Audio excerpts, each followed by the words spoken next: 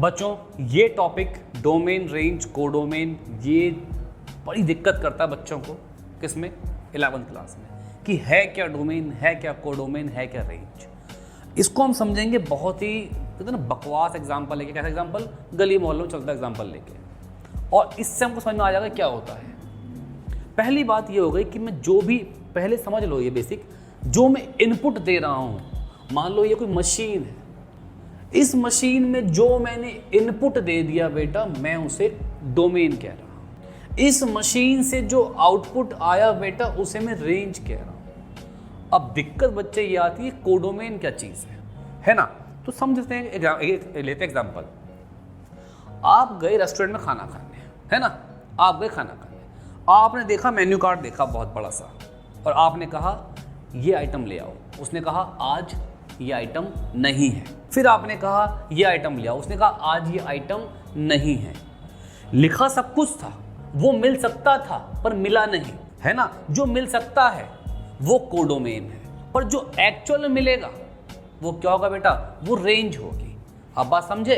आप गए, आपने कहा डोसा दे दो, हाँ मिल रहा है जी, वो क्या है? रेंज है। जो आउटपुट, जो लिखा हुआ है, जो मिल सकता था, वो क्या है? कोडोमेन। जो मिल रहा है वो क्या है? रेंज। और जो इनपुट दिया, जो भी सामान लाए, टमाटर, प्याज, जो भी लेके आए बेटा, वो सब क्या है? डोमेन। ठीक है? तो डोमेन्स को हम बोल सकते हैं, इनपुट की जगह हम बोल सकते हैं वैलिड इनपुट। क्या बेटा? Valid input.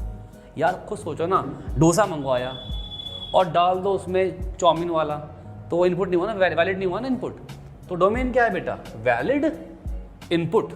अब इसको लेते हैं मैथ्स का सवाल समझ के, एग्जांपल लेके। मान लो बच्चे, मैंने आपसे कहा f(x) = x²। ठीक है? चलो और सिंपल एग्जांपल लेते हैं समझने के लिए पहले, कि y = 3x + 2 ले लो, और एक सेटअप A मान लो बच्चे, 1 2 3 4 5 6 7 8 9 10 तक लेके चलो।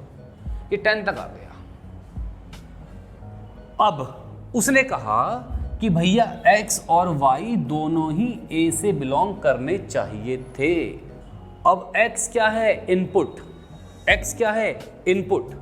x को रखूंगा, x1 रखा, y कितना मिला? 5। x को रखा 2, y कितना मिला? 8। x को रखा 3, y कितना मिला? 11। अब बच्चे यहां दिक्कत हो गई। दिक्कत क्या हुई? x को 3 रखा तो y कितना आ गया? 11। उसने क्या बोला बेटा? कि y किससे बिलोंग कर रहा है? y तो a से बिलोंग कर रहा है ना, तो y a से बाहर नहीं जाएगा ना। तो समझे? आप समझे? ये भैया ये रेंज नहीं हो सकती। तो जो मुझे एक्चुअल मिले आउटपुट, बेटा जी जो मुझे एक्चुअल मिले आउटपुट y के, वो तो 5 और 8 हैं। ये मिल सकते